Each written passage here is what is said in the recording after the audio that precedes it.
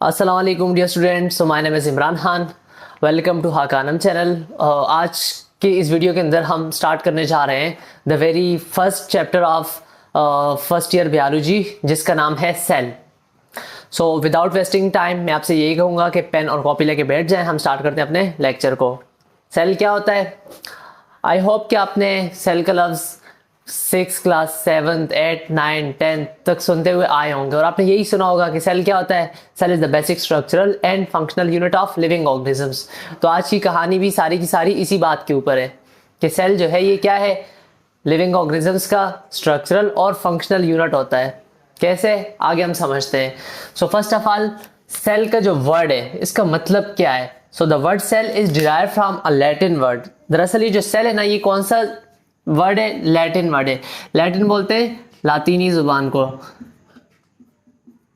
ठीक है। ये हमारे पास क्या है? लैटिन वर्ड सेलुला से निकला है। कौन से? सेलुला। और सेलुला किसको बोलते हैं? चैम्बर को बोलते हैं। चैम्बर, चैम्बर किसको बोलते हैं? खाने को। के शुरू में जब सेल को देखा गया तो ये ऐसे हमें चैम्बर लाइक स्ट्रक्चर नजर आ रही थी। ऐसे हमें क्या नजर आ रही थी? चैम्बर लाइक स्ट्रक्चर नजर आ रही थी। जिस तरह सेपरेट सेपरेट चैम्बर्स किसको बोलते हैं? खाने को बोलते हैं। जिस तरह ये रूम क्या है? एक चैम्बर है। साथ वाला रूम क्या होगा? दूसरा एक चैम्बर होगा, ठीक है। सो सेल वर्ड का मतलब क्या है? चैम्बर है। इसकी डेफिनेशन क्या है? डेफिनेशन तो आपने रट ली होगी, अब बहुत सुनी भी होगी कि cell is the basic structural and functional unit of living organisms. कि सेल क्या होता है? लिविंग ऑर्गेनिजम्स का स्ट्रक्चरल और फंक्शनल यूनिट है। यहाँ पे देखो, यहाँ पे ये दो लफ्ज समझना बहुत इंपॉर्टेंट है। एक है स्ट्रक्चरल, दूसरा क्या है? फंक्शनल। स्ट्रक्चरल बोलते हैं साख्त को, कि इसने क्या किया हुआ है? लिविंग ऑर्गेनिजम्स की बॉडी को बनाया हुआ है। अब मेरी बॉडी आपको दिख रही है। दरअसल मेरी बॉडी की जितनी भी स्ट्रक्चर्स हैं, जितने भी पार्ट्स हैं, जितने भी ऑर्गन्स हैं, ये किससे बने हुए हैं? सेल से बने हुए हैं। तो सेल का पहला काम क्या हुआ? किसने हमारी बॉडी को क्या किया हुआ है? बनाया हुआ है। मतलब हमारी बॉडी की जितनी भी स्ट्रक्चर्स हैं वो किससे बनी हुई है? सेल से बनी हुई है। दूसरी बात क्या है कि सेल जो है ये फंक्शनल है। अगर बात की जाए जानदार अशिया में, अगर आप अब मैं आपको एग्जांपल देता हूं कि मिसाल के तौर पे हमारा किडनी है। किडनी का काम क्या है? वाटर को, ब्लड को फिल्टर करना। किडनी का काम क्या है? ब्लड को फिल्टर करना। अब किडनी के अंदर दरअसल किडनी के सेल्स होते हैं और ये सेल्स जो होते हैं फिल्ट्रेशन का काम कर रहे होते हैं। सो बेसिक लेवल के ऊपर काम कौन कर रहा है? सेल कर रहा है। अब इसके अलावा मैं आपको एग्जांपल देता हूं। मैसेज जो मैं देख रहा हूं, अब ये मैसेज ब्रेन तक कैसे जाता है? अब ये काम करने वाला कौन है? एक सेल है। जैसे हमारे बॉडी के अंदर डाइजेशन कौन कर रहा है? सेल कर रहा है।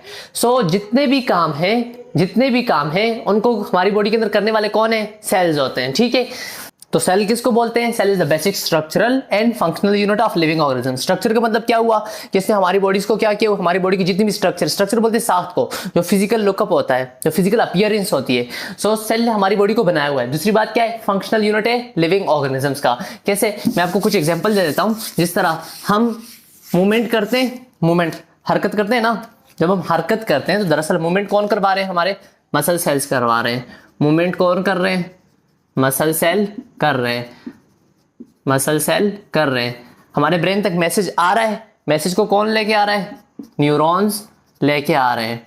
इसके अलावा हमारी किडनी जो है, किडनी क्या कर रहा है? ब्लड को फिल्टर कर रहा है। फिल्टर कौन कर रहा है? नेफ्रॉन कर रहा है। अब ये फिल्ट्रेशन हो गया, मैसेज को लेके जाना हो गया, ये सारे क्या है? फंक्शन है। इन सारे फंक्शन को करने वाला कौन है? दरअसल सेल है। ऐसे बहुत सारी एग्जांपल है हमारी बॉडी में। जितने भी फंक्शंस हो रहे हैं, इनको करने वाले कौन है? सेल है। So cell is the basic structural and functional unit of living organisms. किसका? लिविंग ऑर्गेनिजम्स का। मैं मिसाल दे देता हूं। लेट सपोज हमारी पूरी बॉडी है। अब हमारी बॉडी किससे बनी हुई है? डिफरेंट सिस्टम से बनी हुई है। जिस तरह मिसाल के तौर पे मैं आपको एग्जांपल दे देता हूं, डाइजेस्टिव सिस्टम, ठीक है। डाइजेस्टिव सिस्टम, हमारे पास एक एग्जांपल आ गई हमारी बॉडी के सिस्टम्स की। अब डाइजेस्टिव सिस्टम के अंदर अगर देखा जाए, माउथ आ जाता है, एसोफेगस आ जाता है, स्टोमक आ जाता है। अब स्टोमक क्या है? स्टोमक एक ऑर्गन है।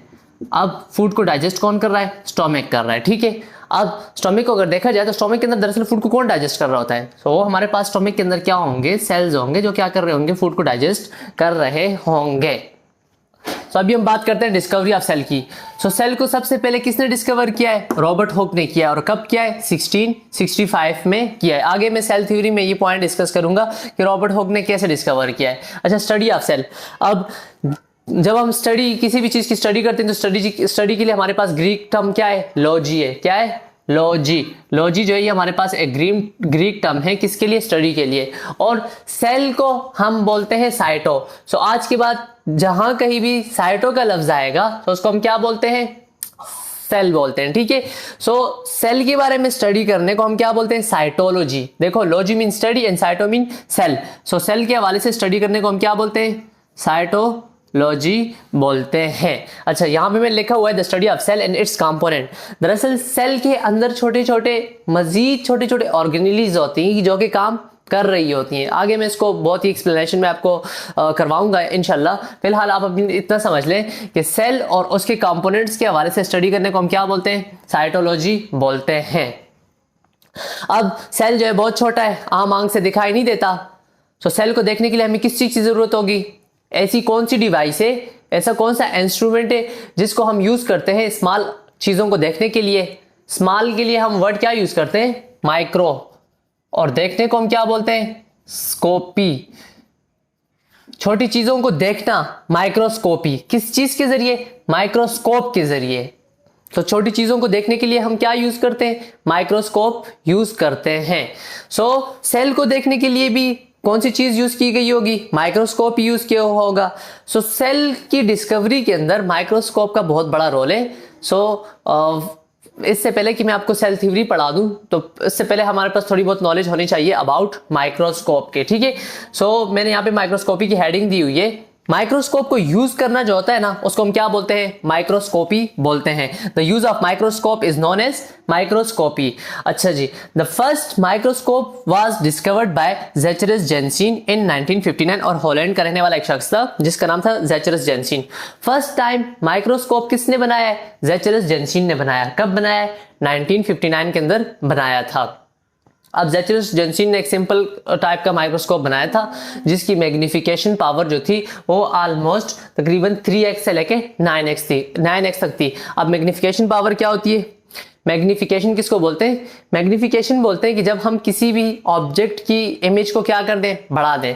The ability to increase the size of object is called magnification. तो इस बात का क्या मतलब हुआ कि जो ज़ेचरस जेंसिन ने जो माइक्रोस्कोप बनाया था वो चीजों की साइज को, उनके इमेज को तकरीबन 3 से लेके 9 गुना बड़ा करके दिखा रहा था, ठीक है। तो फर्स्ट माइक्रोस्कोप किसने डिस्कवर किया है? ज़ेचरस जेंसिन ने डिस्कवर किया है। उसके बाद रॉबर्ट हुक साहब ने 1665 के अंदर एक माइक्रोस्कोप बनाया और जिसकी मैग्निफिकेशन पावर कितनी थी? 50x थी। क्या मतलब हुआ इस बात का कि जो रॉबर्ट हुक ने माइक्रोस्कोप बनाया है उसकी क्या खासियत है कि वो ऑब्जेक्ट की इमेज को 50 गुना बड़ा करके दिखा रहा था। तो फर्स्ट टाइम जो सेल को देखा है वो किसने देखा है? रॉबर्ट हुक ने ही देखा है। फर्स्ट टाइम इन्होंने जो माइक्रोस्कोप बनाया और इस माइक्रोस्कोप बनाने के बाद इन्होंने क्या किया? स्मॉल सेल्स को देखा। और फर्स्ट टाइम सेल को देखने वाले कौन है? रॉबर्ट हुक है। इसीलिए मैंने यहाँ पे भी लिखा हुआ है कि cell was discovered by Robert Hooke. आगे मैं सेल थ्योरी में इसको एक्सप्लेनेशन इसकी दूंगा।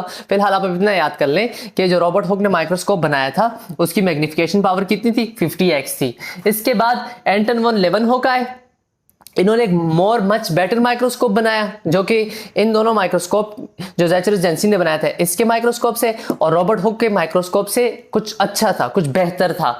और इसकी जो मैग्निफिकेशन पावर थी वो कितनी थी? 250x से लेके 300x थी। कहने का मतलब क्या हुआ कि ये जो इमेज होता है उसकी साइज को, इमेज को कितना बड़ा करके दिखा रहा था? तकरीबन 300 गुना बड़ा करके दिखा रहा था।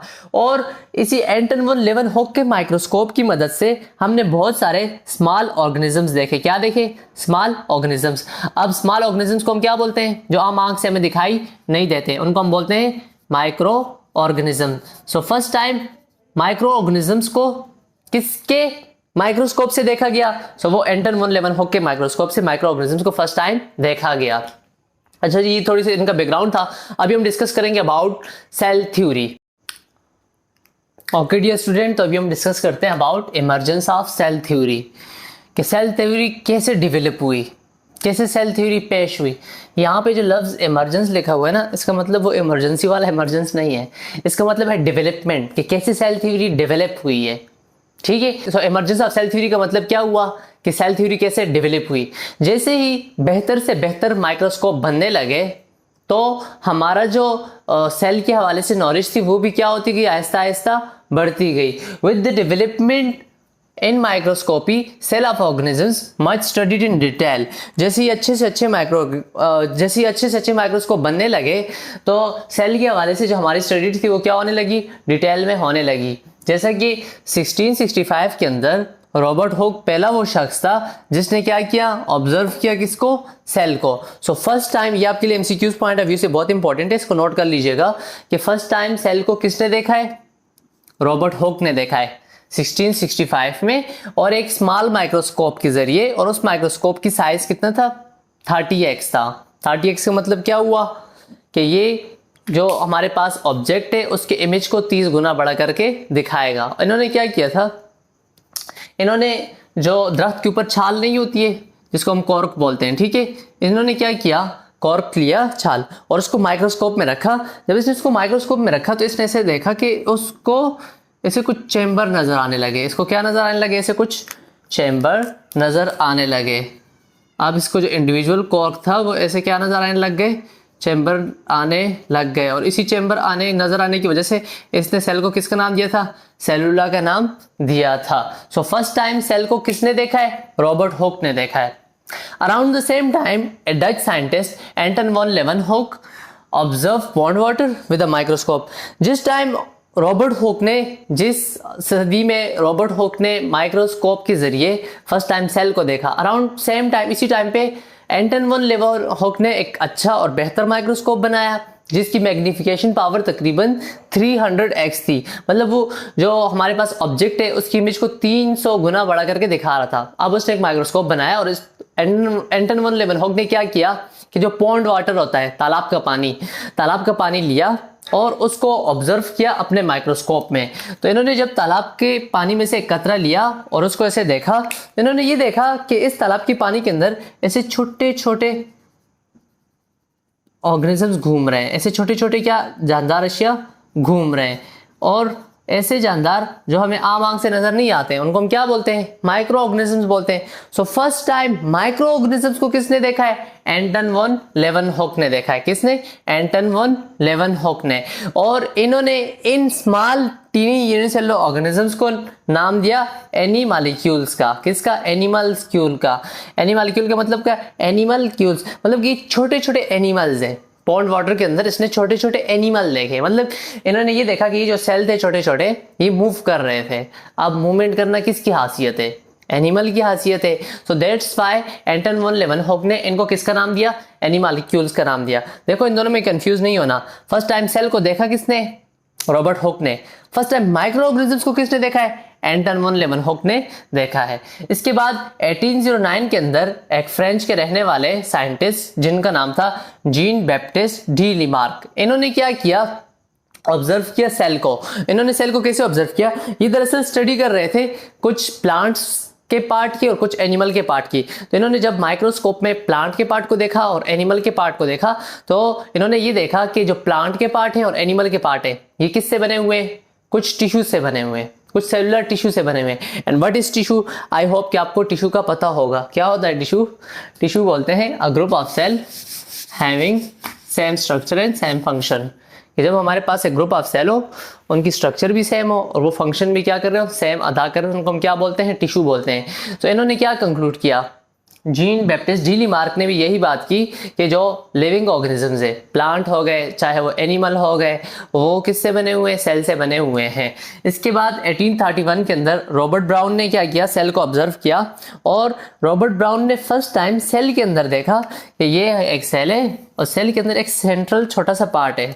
सेल के अंदर क्या है, सेंटर में एक पार्ट है और इन्होंने इस सेंट्रल पार्ट को किसका नाम दिया, न्यूक्लियस को। न्यूक्लियस को उर्दू में क्या बोलते हैं, मरकज़ा। मरकज़ा मतलब क्या हुआ, कहाँ पाया जाता है, मरकज में, सेंटर में पाया जाता है। सो न्यूक्लियस को, अब न्यूक्लियस क्या है, nucleus is a component of cell. Cell की एक ऑर्गेनेली है। आगे मैं इसके ऊपर डिटेल लेक्चर्स अपलोड करूंगा इंशाल्लाह। फिलहाल nucleus is a component of cell, ठीक है। सो रॉबर्ट ब्राउन ने फर्स्ट टाइम किसको ऑब्जर्व किया, न्यूक्लियस को ऑब्जर्व किया। और रॉबर्ट ब्राउन ने ये कहा कि सेल जो होता है इसमें एम्प्टी स्पेसेस हैं। सेल के अंदर एक न्यूक्लियस है और बाकी क्या है, एम्प्टी स्पेसेस हैं। इसके बाद हम डिस्कस करते हैं नेक्स्ट पॉइंट जो कि पेश किए हैं शावान और शील्डन ने। इसके बाद 1838 a German botanist Matthias Sheldon claimed that all plants made up of cells. This idea was supported by German zoologist Theodor Schavan and claimed that all animal are made up of cell. अच्छा जी, 1838 के अंदर एक Germany का botanist, who is botanist, कौन होता है botanist? Botanist botany से निकला हुआ है। बॉटनी का वर्ड किसके लिए यूज होता है? प्लांट्स के लिए। सो ऐसा शख्स जिसके पास प्लांट्स के हवाले से ज़्यादा नॉलेज हो उसको हम क्या बोलते हैं? बोटनिस्ट बोलते हैं। जिस तरह जिसके पास एनिमल के हवाले से नॉलेज ज़्यादा होती है तो उसको हम क्या बोलते हैं? जोलॉजिस्ट बोलते हैं। सो जो मैथियस शेल्डन था वो क्या था? जर्मन बॉटनिस्ट था और उन्होंने ये दावा किया, क्लेम बोलते हैं दावा करने को, and he claimed it all plants are made up of cell. इन्होंने ये कहा कि जितने भी प्लांट्स हैं वो किससे बने हुए हैं? सेल से बने हुए हैं। और इनका ये जो आइडिया था, इनका ये जो क्लेम था, ये सपोर्ट किया एक जर्मनी के रहने वाले जोलॉजिस्ट ने, और जिनका नाम क्या था? थ्योडर शावान था। और इन्होंने भी ये कहा कि जितने एनिमल्स हैं, एनिमल्स भी किससे बने हुए हैं? सेल से बने हुए हैं। इन्होंने कहा था कि प्लांट सेल से बने हुए हैं और इन्होंने कह दिया कि एनिमल भी क्या हुए हैं? सेल से बने हुए हैं। और इन दोनों ने कंबाइन एक स्टेटमेंट पेश की कि जितने भी हमारे पास ऑर्गेनिजम्स हैं वो किससे बने हुए हैं? सेल से ही बने हुए हैं। अब देखो ऑर्गेनिजम्स में प्लांट्स भी आ जाते हैं, एनिमल्स भी आ जाते हैं। सो जितने भी ऑर्गेनिजम्स हैं ये किससे बने हुए हैं? सेल से बने हुए हैं। और यही स्टेटमेंट है, सेल थ्योरी की फर्स्ट स्टेटमेंट जो है वो यही है कि जितने भी ऑर्गेनिजम्स हैं, चाहे वो प्लांट्स हों चाहे वो एनिमल्स हों, वो किससे बने हुए हैं? सेल से बने हुए हैं। इसके बाद 1839 के अंदर, वैसे ये बहुत डिटेल बैकग्राउंड है, जब मैं एक ऑर्गेनेल डिस्कस करूंगा वहां पे फिर मैं आपको बताऊंगा कि कौन सी ऑर्गेनेल कब डिस्कवर हुई सेल के अंदर। अभी मैं जस्ट आपको मेन नाम बता देता हूँ।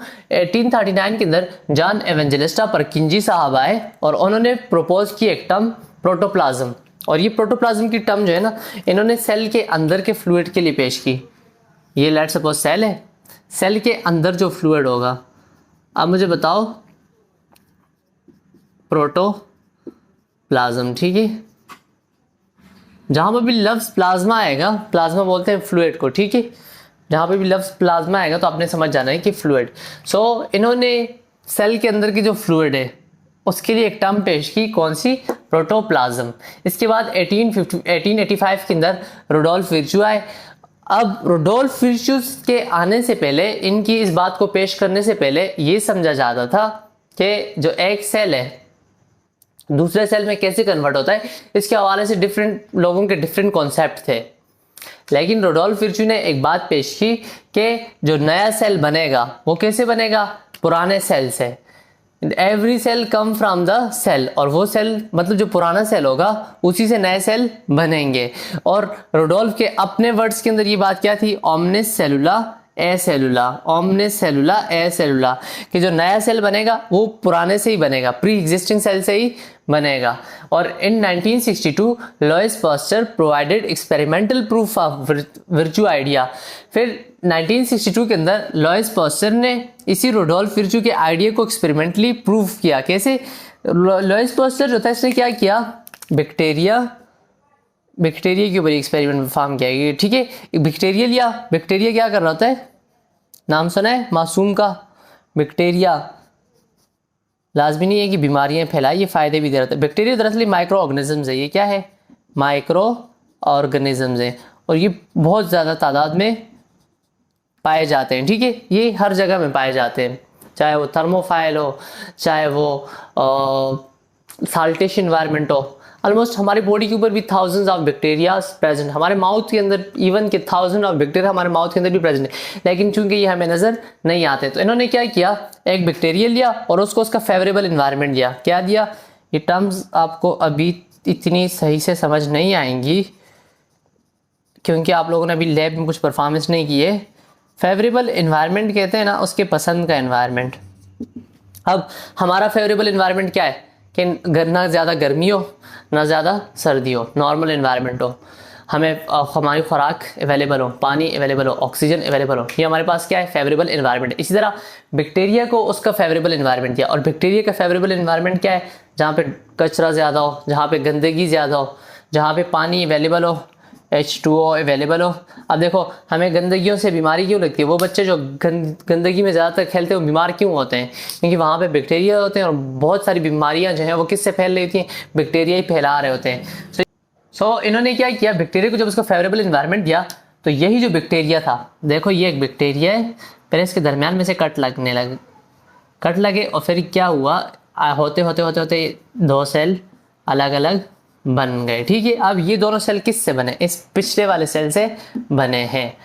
कि जो हमारे पास नए सेल बनेंगे वो प्री एग्जिस्टिंग जो पहले से मौजूद सेल है उसी से बनेंगे। और ये बात किसने की थी, विर्चू ने की थी। लुईस पास्चर ने इस बात को एक्सपेरिमेंटली साबित कर लिया कि वाकई विर्चू की बात सही है कि जो हमारे पास नए सेल बनेंगे वो प्री एग्जिस्टिंग सेल से ही बनेंगे। ओके, अब मैं at the end main point discuss कर लेता हूँ सेल थ्योरी का। ओके डियर स्टूडेंट, बैकग्राउंड तो हमने डिस्कस कर लिया, अब मैं आपके सामने सेल थ्योरी के मेन पॉइंट डिस्कस कर लेता हूँ कि सेल थ्योरी के मेन पॉइंट क्या है। पहला पॉइंट है all living organisms are composed of one or more cell, कि जितने भी लिविंग ऑर्गेनिजम्स हैं या तो वो एक सेल से बने होंगे या वो बहुत सारे सेल से बने होंगे। अच्छा, ये कुछ मैं आपको टर्म्स लिखवा देता हूँ, ये आपने याद रखना है, इनको कभी नहीं बोलना। ठीक है, जहाँ पे भी वन की बात आएगी उसके लिए आपने वर्ड यूज करना होगा यूनी। ऐसे ऑर्गेनिज्म जो वन सेल से बने होंगे तो उसको हम क्या बोलेंगे, यूनिसेलुलर ऑर्गेनिज्म बोलेंगे। उसको हम क्या बोलेंगे, यूनिसेलुलर ऑर्गेनिज्म। ठीक है, जिसकी एग्जांपल क्या है, बैक्टीरिया। बैक्टीरिया क्या है, यूनिसेलुलर ऑर्गेनिज्म, ये सिर्फ एक सेल से बना हुआ है। ठीक है, और जो ज्यादा सेल से बने हुए हैं, मोर सेल, तो मोर के लिए जो वर्ड आपने यूज करना है वो यूज करना है मल्टी। मल्टी मतलब बहुत सारे, और सेल तो क्या हो जाएगा, मल्टी सेलुलर ऑर्गेनिजम्स हो जाएगा। जानदार अशिया जो है या तो वो यूनिसेलुलर है या वो मल्टी सेलुलर है। यूनिसेलुलर की एग्जांपल क्या आ गई, बैक्टीरिया। मल्टी सेलुलर की क्या होगी, हाँ जी क्या होगी मल्टी सेलुलर की एग्जांपल, जो बहुत सारे सेल से बने होंगे, ह्यूमन। ह्यूमन क्या है, बहुत सारे सेल से बने हुए ना, human is the example of multi cellular. Plants, वो भी जो हायर प्लांट्स हैं, एनिमल्स हैं, इनके जो सेल्स है ना ये क्या है, मतलब इनकी जो बॉडी है ये मल्टी सेलुलर है। ठीक है, और ये पॉइंट ये पेश किया है शाबान और शील्डन ने। ठीक है, नेक्स्ट पॉइंट क्या है, cell is the basic structural and functional unit of living organisms. के सेल जो है ये क्या है, स्ट्रक्चरल और फंक्शनल यूनिट है, मतलब इससे हमारी बॉडी की स्ट्रक्चर्स बनी हुई भी हैं और ये फंक्शन भी परफॉर्म कर रहा है। फंक्शन क्या, ऑलरेडी मैं कुछ डिस्कस भी कर चुका हूँ। मसल सेल्स ने क्या करना है, मूवमेंट के अंदर हेल्प करना है। किडनी के सेल ने क्या करना है, ब्लड को फिल्टर करने के अंदर हेल्प करना है। जो न्यूरॉन्स हैं, हमारे नर्वस सिस्टम के जो सेल्स हैं, इन्होंने क्या करना है, मैसेज को एक जगह से दूसरी जगह तक लेके जाने में हेल्प करना है। जो हमारे स्टोमक के सेल्स हो गए, उन्होंने डाइजेशन के अंदर हेल्प करना है। ऐसे बहुत सारी इनकी एग्जांपल आ जाती हैं। तो सेल क्या है, बेसिक स्ट्रक्चरल और फंक्शनल यूनिट है। ये पॉइंट भी किसने पेश किया है, शावान और शील्डन ने पेश किया है। तीसरा पॉइंट क्या है, new cell arise from pre existing cell by cell division. जब एक सेल डिवाइड होता है तो इससे क्या बनते हैं, दो बन रहे होते हैं, दो चार भी बन सकते हैं। माइटोसिस और मियोसिस का प्रोसेस है, आपको फर्दर वीडियोस में मैं एक्सप्लेन करूंगा। इस प्रोसेस को हम सेल डिवीजन बोलते हैं। एक सेल, ये पुराना सेल था, इससे क्या हो गया, दो बन गए, और इस प्रोसेस को हम क्या बोलते हैं, सेल डिवीजन बोलते हैं। नए सेल जो बनेंगे वो पुराने से बनेंगे। कौन से प्रोसेस से, सेल डिवीजन के प्रोसेस से बनेंगे। ये जो तीन पॉइंट, और ये पॉइंट किसने पेश किया था, जरा जोर दे अपनी याददाश्त पे, रोडोल्फ विर्चू ने। ठीक है, किसने, रोडोल्फ विर्चू ने ये पॉइंट पेश किया था। ये जो तीन पॉइंट है ना, सेल थ्योरी की सबसे बेसिक सबसे इंपॉर्टेंट जो पॉइंट है वो ये तीन है। बाकी आप सेल के वाले से बहुत सारी बातें लिख सकते हैं, जैसे कि हमारे पास all the metabolic processes take place within a cell. Metabolic processes कौन से प्रोसेस है, मेटाबॉलिक प्रोसेसेस ऐसे प्रोसेसेस जिसमें मॉलिक्यूल बने या टूटे। मेटाबॉलिक प्रोसेसेस ऐसा प्रोसेस है कि जिसमें मॉलिक्यूल बने या टूटे। जिस तरह मैं आपको एग्जांपल देता हूँ, प्लांट क्या करते हैं, सूरज की रोशनी को यूज करके, कार्बन डाइऑक्साइड को यूज करके, पानी को यूज करके क्या बना रहे होते हैं, ग्लूकोज बना रहे होते हैं, मतलब खुराक बना रहे होते हैं। और हम जब पौधे खाते हैं यही खुराक जाके दोबारा से क्या हो रही थी, ये ग्लूकोज दोबारा से क्या हो रहा होता है, टूट रहा होता है। ठीक है, सो इन प्रोसेसेस को हम क्या बोलते हैं, मेटाबॉलिक प्रोसेसेस बोलते हैं। और ये प्रोसेस कहाँ हो रहे होते हैं, सेल के अंदर हो रहे होते हैं। मतलब फूड का मॉलिक्यूल कहाँ बन रहा है, सेल के अंदर बन रहा है। टूट कहाँ पर है, सेल के अंदर ही टूट रहा है। ठीक है, cell contain heredity material which transfer from parent to offspring. Cell के अंदर होते हैं हेरिडिटी मटेरियल। हेरिडिटी मटेरियल बोलते हैं विरासती मादा। किसको बोलते हैं, विरासती मादा। अब देखो विरासत किसको बोलते हैं, विरासत जो हमें वालिदैन से मिलती है, जो वालिदैन से बच्चों को मिलती है उनकी विरासत कहलाती है। जितनी भी कैरेक्टरिस्टिक्स हैं, जितनी भी खुसूसियात हैं ये वालिदैन से क्या होती हैं, बच्चों में मुंतकिल होती हैं।